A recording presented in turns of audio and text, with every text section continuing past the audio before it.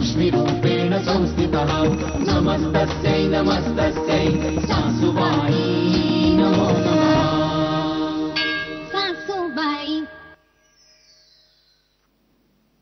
आबा ऋषी, गायत्रीजी शुद्धीवर आलेत आणि त्यांना तुम्हाला भेटायचंय, त्यांनी आज बोलवलंय. चला ना.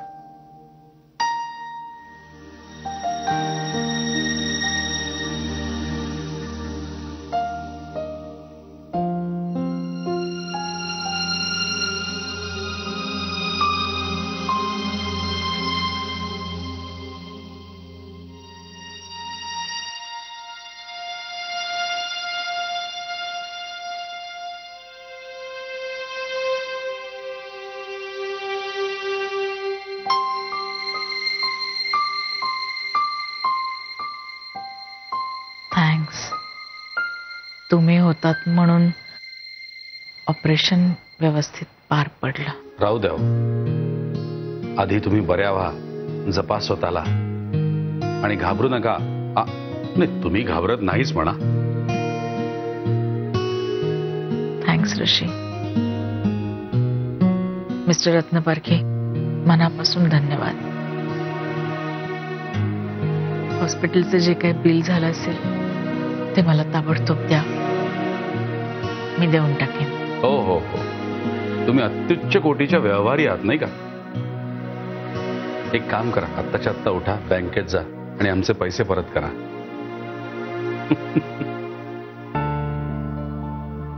अहो काय देशमाने बाई, तुमच्या अंगात त्राण नाहीये. देण्या घेण्याच्या गोष्टी आत्ता कशाला करताय, नंतर बघू आपण. बरं, नुसतेच आभार मानते. थँक्यू. बरं गायत्रीजी, एक विचारायचं होतं. ते डॉक्टर म्हणाले तुमच्या नातेवाईकांना बोलवायचंय. कोणी आहे का जवळचं?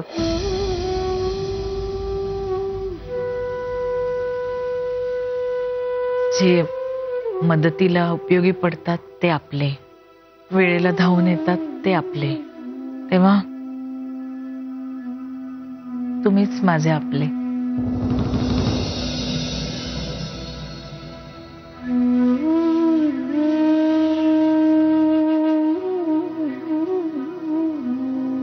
पेशंटला आता जरा आराम करून दे. तुम्ही प्लीज जरा बाहेर थांबा. सिस्टर, आम्ही रात्री थांबू शकतो ना? हो, दोघं जण थांबू शकता, एक आत आणि एक बाहेर. बर. आबा तुम्ही आज आपण ठरवू नंतर. देशमाने बाई, येतो. Mister Ratnaparkhe, thank you.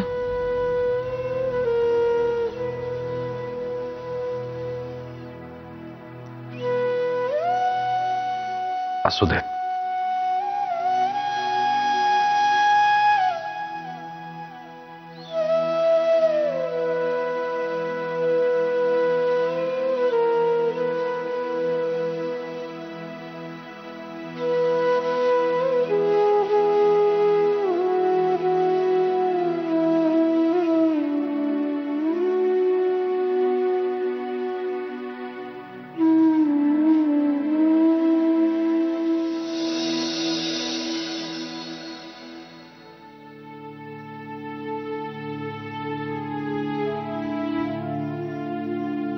आबा, तुम्ही दमला असाल ना, तुम्ही घरी जा, आराम करा. तू पण खूप धावपळ केलीस, तूही चल, जरा आराम कर. चल. मीरा, तू जा, मी आहे इथे. काही लागलं तर तुला बोलवतो मी. नाही नको. आबा मी काय म्हणते, आजचाच प्रश्न आहे ना, मी पण थांबते. तुम्ही घरी जा, मी आणि ऋषी थांबतो इथे, काळजी घेतो त्यांची. ठीक आहे, काही लागलं तर फोन करा, मी निघतो. हा बरं आबा, मला काय म्हणायचंय, हे बघ मीरा, तू गैरसमज नको करून घेऊ. त्यांची काळजी घेण्यात मला काही वावगं नाही वाटत आहे, पण कुणी जवळचं नातेवाईक बोलवा म्हणल्यानंतर त्या टाळाटाळ करतायत. हे लक्षात आलं का तुमच्या?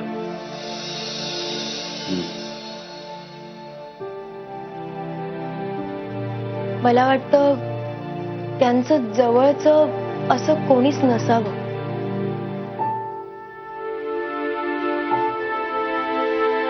किंवा माहित नाही.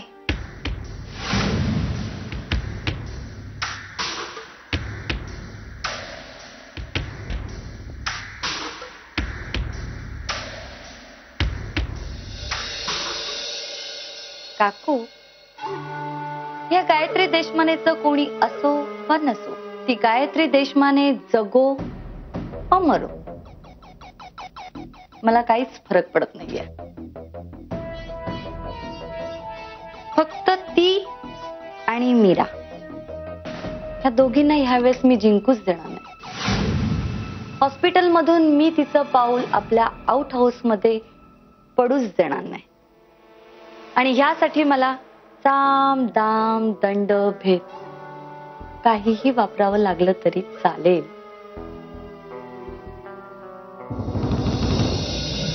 विनायकराव,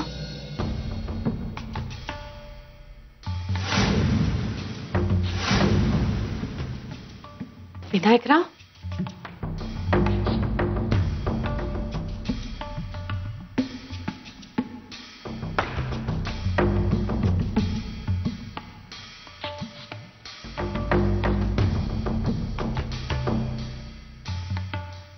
अहो विनायकराव,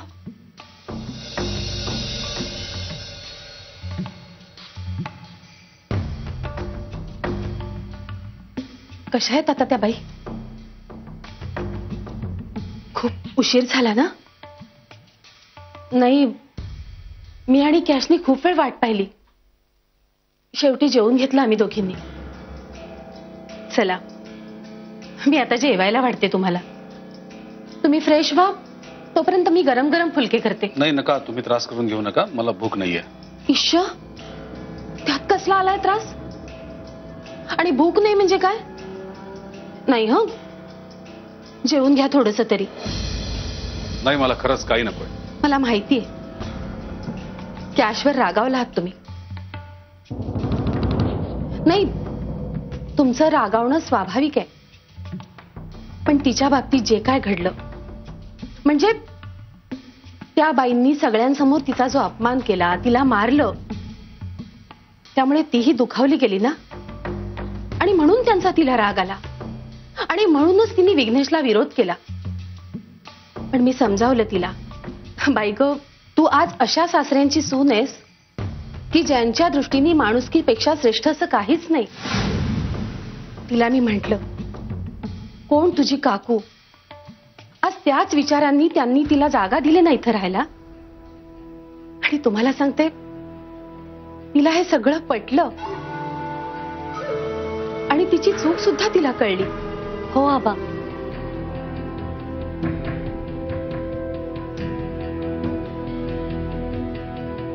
आबा सॉरी.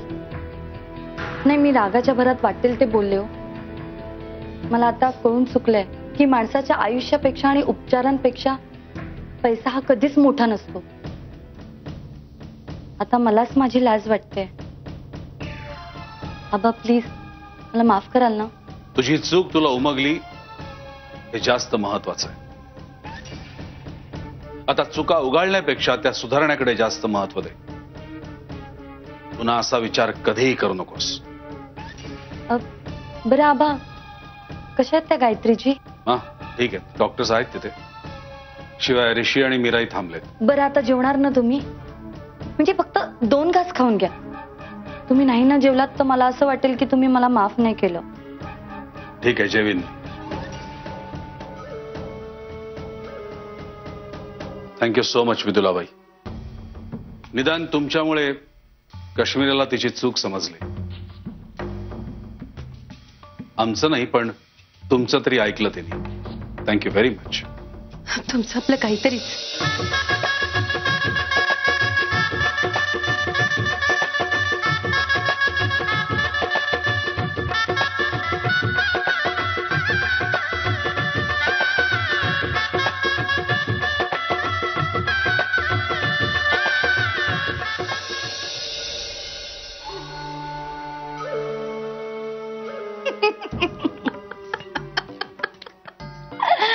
काकू, गेल्या जन्मी तू काही साखर कारखानदार वगैरे होतीस का ग?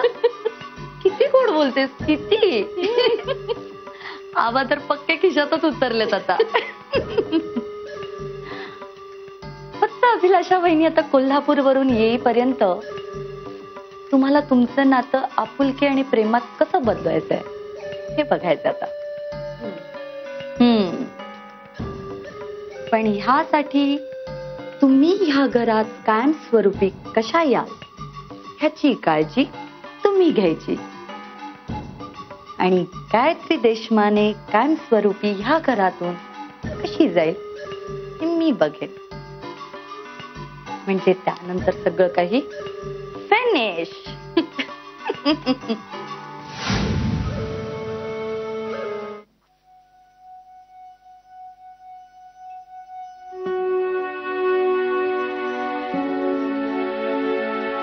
हे काय आज एवढं काय प्रेम नव्हतं जात आणि ती हॉस्पिटलमध्ये?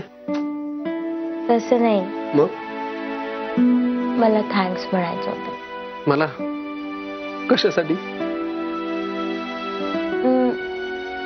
तू एवढी धावपळ केलीस ना गायत्रीजींसाठी. अच्छा अच्छा अच्छा, म्हणून होय. पण थँक्स म्हणून झालंय. मग हा काय रिपीट टेलिकास्ट आहे का? नाही रे, मग म्हणजे थँक्स तू धावपळ केलीस म्हणून नाही. थँक्स ह्याच्यासाठी की गायत्रीजी तुला आवडत नसताना सुद्धा तो त्यांच्यासाठी एवढं केलंस. हो असं आहे होय. काय नाही मीरा, हे सगळे आबांचे संस्कार आहेत. म्हणजे ते प्रथमेश जरा म्हणतो ना आपला की प्रश्न तत्वांचा आहे तसं. मला पर्सनली त्यांच्याविषयी काहीच प्रॉब्लेम नाही. त्या खूप स्मार्ट आहेत, चांगल्या आहेत, आपल्या आपल्या कामाशी काम ठेवतात. हा पण माझ्या आईची जागा कुठल्या दुसऱ्या बाईने घेतलेली मला चालणार नाही. सिंपल. खरंच त्यांना ना आयडियाही नसेल की माझ्या मनात असं काहीतरी चालू आहे किंवा आपण त्यांच्याबद्दल असं इथे बसून काहीतरी बोलतोय. मला खरंच वाटतं की त्यांनी पटकन बरं व्हावं आणि पटकन आपल्या घरातनं निघून जावं. आणि ती कोण नवीन बाई आली आहे ना, ती जाम डोक्यात जाते माझ्या. मी तिला बघ असं पटकन घालवणार आहे आपल्या घरातनं. बघच तो.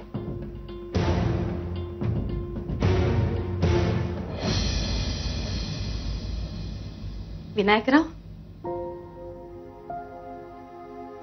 तुम्ही जेवायचं ना?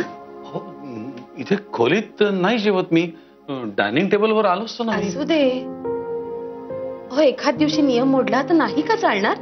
नाही, नियम असं नाही पण काय म्हटलं, तुम्ही खूप दमून आला असाल तेव्हा पुन्हा खाली यायचं, वर यायचं, म्हणून इथेच घेऊन आले हो मी. ते ठीक आहे, पण तुम्ही इतकी काळजी का करताय माझी? म्हणजे ते बरोबर दिसत नाही. आय मीन योग्य वाटत नाही मला. शिवाय काश्मीर आहे, तुम्ही कशाला त्रास घेतला? अहो, त्रास कसला आलाय त्यात? हे बघा, तुमची काही सेवा करायला मिळावी ना, हे माझं भाग्यच समजते मी. प्लीज तुम्ही असं बोलू नका. मला खूप संकोचल्यासारखं होत आहे. काश्मीर आहे घरात, ती वाढेल ना मला. अहो, कॅश काय आणि मी काय, या घरातली सगळीच माणसं तत्पर असतात तुमची सेवा करायला. पण माझं म्हणाल ना तर मला केवढे आपलेपणाने तुम्ही इथे राहायला जागा दिलीत आणि इथं जरा 4 कामं करायला लागली तर काही जड वाटत नाही मला. हो, इतक्या चांगल्या घरात चांगल्या माणसांमध्ये मला राहायला मिळते, काहीतरी करायचा आनंदच मिळतो मला. तुम्ही हे घर, इथली माणसं सगळ्यांना कसं अगदी बांधून ठेवलंय. म्हणजे एखादं विणलेलं रेशमी कापड असतं ना तसं. भरून विणलेलं हे कापड आतून किती उसवलंय हे बाहेरच्यांना नाही कळणार. पण आता तुम्ही घरात राहतात, तुम्हाला कल्पना आली असेलच काय होत असतं ते. हे घरटं जपलं, वाढवलं, पिल्लांना पंख फुटलेत.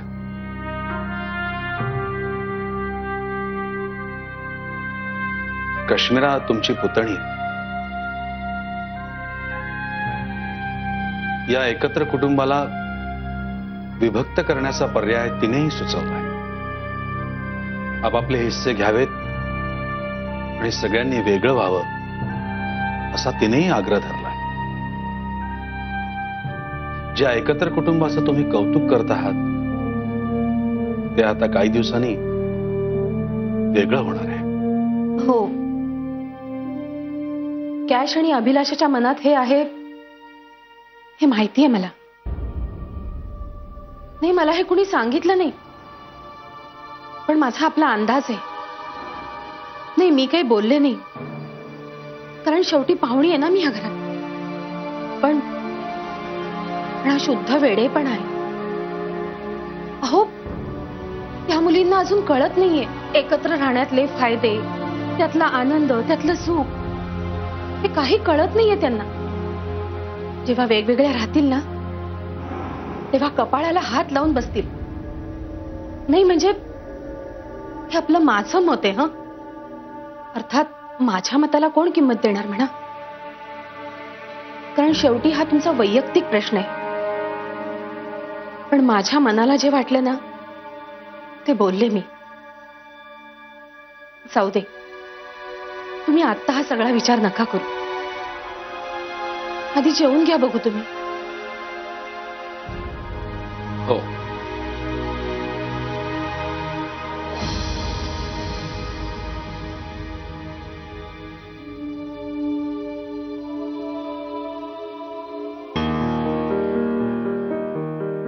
कसं झालंय? छान झालंय. फारच चांगला स्वयंपाक करता तुम्ही. ईश, तुमचं आपलं काहीतरीच.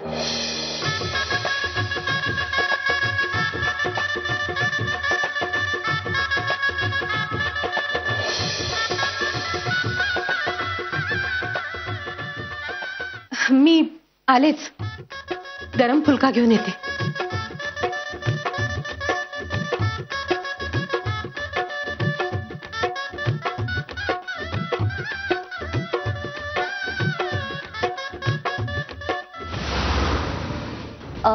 गायत्री देशमाने, काय रूम नंबर आहे त्यांची? Room number 12. Okay, thank you. पण तुम्ही आता त्यांना भेटू शकत नाही. प्लीज अहो, असं बोलू नका. मला एकदाच भेटायचं त्यांना. कसं ना, मी खूप लांबून आले. एकदा बघितलं ना की मी लगेच निघेन. आय एम सॉरी मॅडम, पण मी हॉस्पिटलचा रूल मोडू शकत नाही. अहो, मी तुम्हाला रूल मोडायला सांगत नाहीये. काय ना, मी हे तांदूळ आणलेत, ते फक्त मला उशीखाली ठेवायचे आहेत. म्हणजे गुरुजींनीच तसं सांगितलंय की हे तांदूळ उशीखाली ठेवले ना की त्या लवकर बऱ्या होतील. प्लीज प्लीज मला एकदाच भेटायला द्या ना. एकदाच. मी लगेच जाईन आणि लगेच येईन. मी डिस्टर्ब पण नाही करणार. Please please.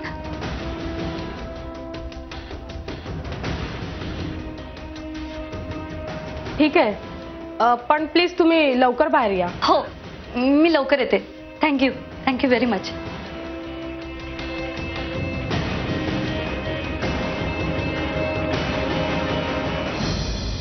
सासूबाई